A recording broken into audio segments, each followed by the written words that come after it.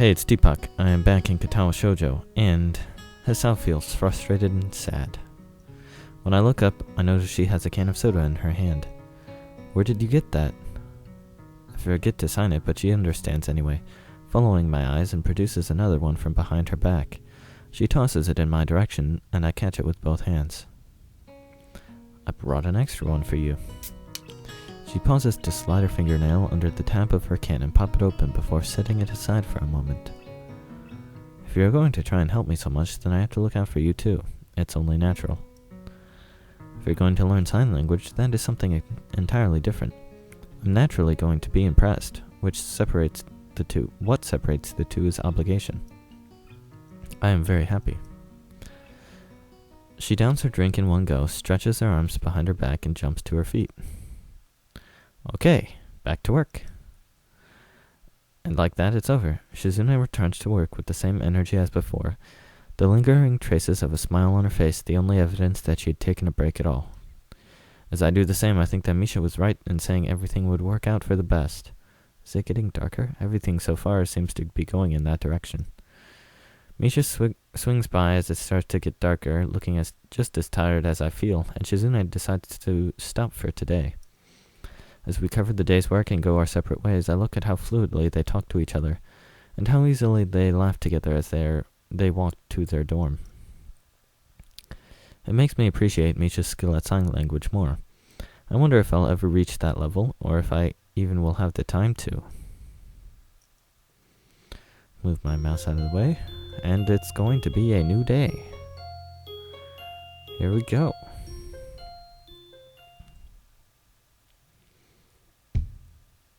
The first thing I do in the morning is trip once again over Kenji's package as I get out of bed, finding myself diving headfirst into the floor before I'm even fully awake. I want to smack this thing with the first blunt object I can find, like I'm going for a home run, but I don't even have the energy for that this early in the morning, and it would likely damage whatever's inside, and that would be mean. I'm scared it's going to be a body or something. I slide it into the hallway. It sails along the smooth floor with little difficulty and stops with a soft, almost inaudible bump on colliding with Kenji's door. Immediately, a dozen locks and bolt in succession like a mounting symphony. Who is it? He says as he blindly steps forward into the hallway anyway, somehow stepping over the box in a way that would be uncharacteristically, impressively graceful if it weren't for the fact that I knew it was wholly accidental. It's me, I got your mail, you're standing over it. I know, thanks a lot, man. Yeah, whatever. So what's in it? He cringes, instantly turning very defensive and agitated. It's nothing. Come on, tell me, I'm curious. And you know, I almost broke my neck falling over it, and before that I had to carry that stupidly large box around with it blocking my vision, crossing roads with it in front of me. I think you can at least tell me what's inside in return. It's secret stuff, I can't tell you because then it wouldn't be very secret and shit. It's nothing important. Well, if it's nothing important, you can tell me. If it's nothing important, why do you have to know? Why is that wrong? Why do you have to know? Why can't I know? Why are you answering my questions with questions? Why won't you answer my first question? Why won't you answer my last question? I realize our voices are getting higher with each reply. Down the hall, a door pops open and someone sticks their head out quizzically to see what is going on. We must look like such tools, but I bet I'm the only one out of the two of us with enough shame to realize it. Fine, you can take it to your grave. I have to get ready for school anyway. Damn, no, why are you so hasty to leave? Stick around a little. You want some coffee? It's been a while. You know, I thought you were dead since you were so slow with the package delivery. You were lucky I was willing to do package delivery in the first place, smartass. Well, calm down, man. You are so confrontational. Is it because of the student council thing? I hear you hang out with them now. You heard it from me when I told you. Really? Yeah, well, whatever, man. The point is that they are terrible.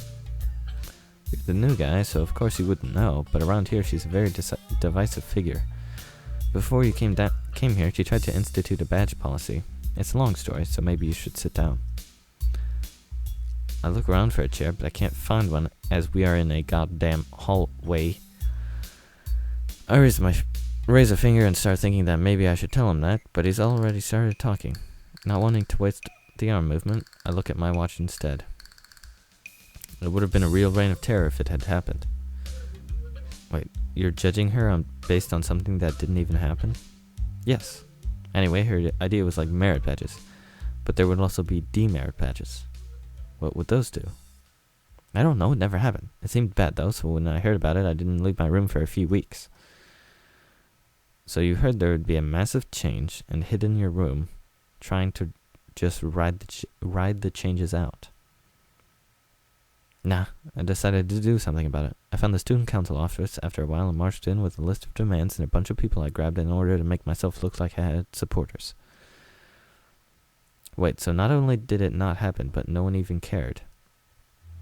Kenji doesn't hear me, having gotten a good momentum going. Wrapped up in the energy of his own ranting, he starts to completely flip out and flail his arms, appearing to widely throw gang signs. Okay. I walked up to the desk and said to her, "Hey, you fascist woman, what is this badge idea? How out of touch can you be here in your ivory tower smugly looking down on us like we're just a bunch of idiots? Who do you think you are? Your level of elitism is terrible. You're probably one of those outrageous rich people who have chauffeurs drive them around slums so they can point and laugh. And only drink pricey coffee beans shot out by the last living dinosaur and what? That's not where coffee comes from.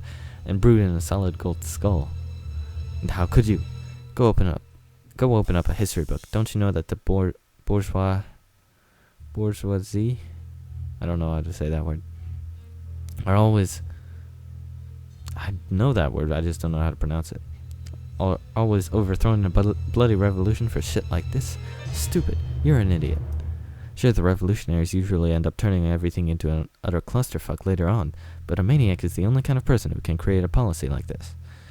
It's like something I would create in order to make people suffer, only real, and you want to institutionalize it. Where will this desecration of our rights end? We are people. This is not justice." That's what I said. Then I cry, "They can take our things, but they'll never take our freedom." To appeal to the masses like that movie about the life of William Wallace where they took his things but not his freedom and then killed him. But she just ignored me and didn't even look up from writing in her little paper shit. Maybe I overwhelmed her with my logic so badly that she just retreated into denial. Maybe she's just an asshole. Either way, she didn't reply, and the future refused to change. To top it off, on the way back I realized I lost my student ID somewhere. This is the story of my life, a constant and seemingly futile struggle, like trying to climb up a brick wall with sponges for hands.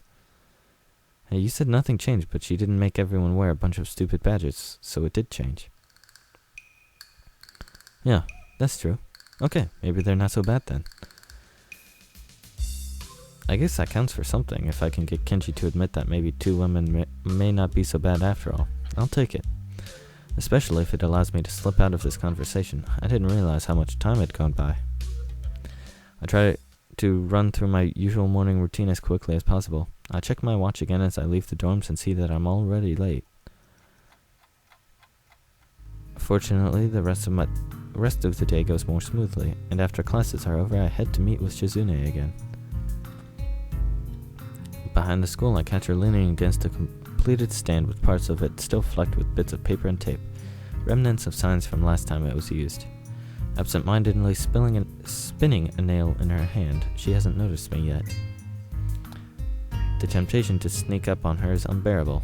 Years of watching foreign wildlife documentaries have prepared me for this. That is rude. That's mean.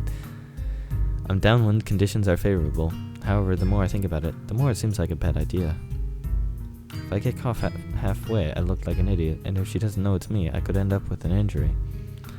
Either way, I'll also look a little insensitive, so it would probably be best not to try anything funny, disappointing as it is. I walk in front of her, startling her a little. Why so surprised? Did I catch you slacking off? No, I was taking a break. You don't look like you even broke a sweat. That's some break there, President.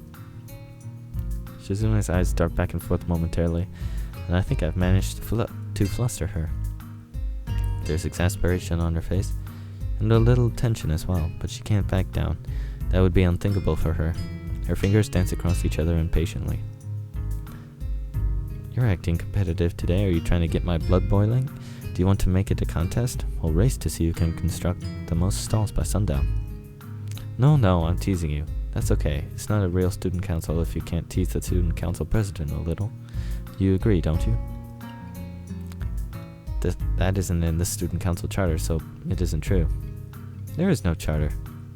At least I don't think there is. The only thing that they pledge loyalty to are a stack of takeout menus. Anyway, it's good that you're finally here, even if you could have been earlier. Pick up a hammer and we'll resume where we left off. As we work assembling stalls again, I slowly realized that it's much less work than I would have expected. In fact, according to Shizune, we should be done by the end of the day with a little luck. The last time I did something like this for them, it took her, Misha, and myself almost 4 days to do it. It can't just be my imagination. You know, this doesn't seem like that much work. Because it isn't. That answer leaves me wanting a little more. Knowing that isn't the best, Shizune puts her hammer down to elaborate. It would be impossible for 2 people to do that much work in less than a week. The truth is that I don't dismantle half the stalls. I just store them someplace else. Actually, more like I hide them in plain sight. She waggles a finger mischievously. But that's the secret, and it's not proper to reveal the tricks of the trade. You're not a magician. Winking, she takes out 2 plastic containers from her bag, and then puts them down on a nearby board before raising her hands slightly as if to say, "Ta-da." I made lunch today for the both of us. You can have this one. The food shifted in my bag and now some of it is mixed together. She hands me one of the containers. I open it. It looks delicious, if a little simple. She hands me a pair of chopsticks as if she had just remembered to, and I eat what looks like some grilled beef. It's very tasty. You don't like your food touching your other food? I do not. You're very picky. Sometimes I mix my food on my own, but not always and not everything. I don't like it when it's done for me. What is important is the choice. She points decisively to emphasize it and then breaks her chopsticks apart to eat her own meal. As I continue to eat, I notice 2 things. First is that almost everything I'm eating besides the rice is fried. Even the vegetables are fried. And there's so much meat. Does she eat this kind of stuff all the time? I wonder how she manages to stay so thin in spite of it. The second thing I notice is that I can't talk to her while eating. Talking with your mouth full is a little rude anyway, but with our hands holding our chopsticks and bowls, communication between us is impossible, just like yesterday. Even though we're spending time together, even though I took the time to learn sign language, it feels like I'm talking to her less. Despite that, it also feels like I'm understanding her more. Hey, oh, I thought it was going to be Misha. I hear the sound of something tapping against one of the stands and look up to see Lily standing off to my side, feeling her way around with her cane. Hi. I narrowly catch myself before I can say didn't see you there. Oh, Hisao, is that you? I thought I smelled something delicious cooking, and wondered who it might be. What is she saying? It's hard to move my hands in parallel to saying something completely different to Lily. This has to be why Misha just signs everything all the time. It's a bit sillier, but it seems like it would simplify things a lot. Shizune tenses her fingers delightedly at my translation, as if from hearing a joke. All this food was cooked hours ago, but for someone as slow as yourself, who can't even turn in a piece of paper without being a week late, I guess your perception of time would have to be a little different. That's not very nice. A frown crosses Lily's face in response to a reply to something she didn't hear. Sorry, I'm just having a late lunch here. The student council president's cooked everything. Is the student council president right here right now? She's right here. I apologize, I didn't notice. Normally her level of presence is much higher. I was not aware that the student council served lunch outdoors. Why wasn't I invited? I think that it is good to have enough free time to be able to do things like this, however. What is she saying? If I were to invite you anywhere, you would just show up late. But Shizune's words are outside of Lily's perception, a fact that is by the second increasingly maddening to her. Translate for me completely, please. What polite phrasing. It's a shame that she is essentially asking me to let her fully release the dogs of war. Still, I can't just do nothing. The feelings of being unable to even respond and be understood is so isolating. She would never forgive me. Uh-oh. I'll just try to soften her words a little. Well, actually, this was all cooked a while ago. Really? That's nice. Turn over here. It's very disrespectful to not look at the person you're speaking to. That isn't the way a prim and proper lady should conduct herself. Half of what I'm saying is really what Shizune is saying. She doesn't like it when people don't look at her direction when she's trying to make a point. She, to the right of my voice. Although in this case I can understand why Lily wouldn't. This is a very awkward situation, and it's daunting to be being the sole conduit for dialogue between the two of them. Truthfully, I had forgotten what happened the last time they butted heads like this. It's clear Shizune remembers, and Lily is being pretty hostile herself in her own way. I'm sorry, such formalities slipped my mind completely. I forgot that the student council president is that type of person who would demand such respect and adherence to the rules at all times. I suppose student government requires you to keep a tight ship. Then again, she certainly has time for her own fun as well, so that must not be completely true. The student council is not a dictatorship, nor a zero-sum game. Shizune points at Lily with a finger out like the barrel of a gun and snaps her fingers explosively, causing her to flinch and become visibly upset. Is that so? Then that makes it more impressive that you have been a part of it for so long, playing it as though it were one. I admire the fact that you are so tenacious. To manage it all, you must be so responsible as well. Not as much as I would like to be. You can't complain about yourself, though, can you? You're very responsible. Actions like requesting a deadline to be extended and then running all the way through the next deadline, that's the very model of responsibility. Shizune is happy to hear that, but apparently you're pretty responsible yourself, she says. Does she really? More or less. Lily doesn't seem very happy. We're not holding a cookout. We're just taking a little lunch break. We're actually out here building stalls for the festival. You wouldn't know since... Oh, that's Shizune. You wouldn't know since you never go outside. Did you run out of tea? Are you going into town? Shopping?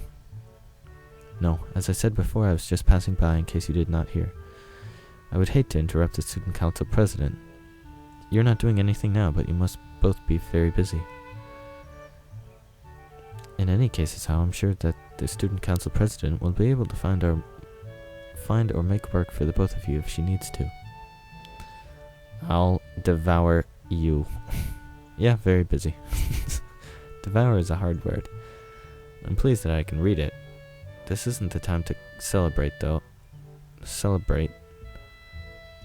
Thought? Not over that. What? Instead, it looks like they might be stop squabbling. I would drink to that. Have a nice day, Hisao. Goodbye, student council president. Thanks to you too. Oh, thanks, you too. Stay classy.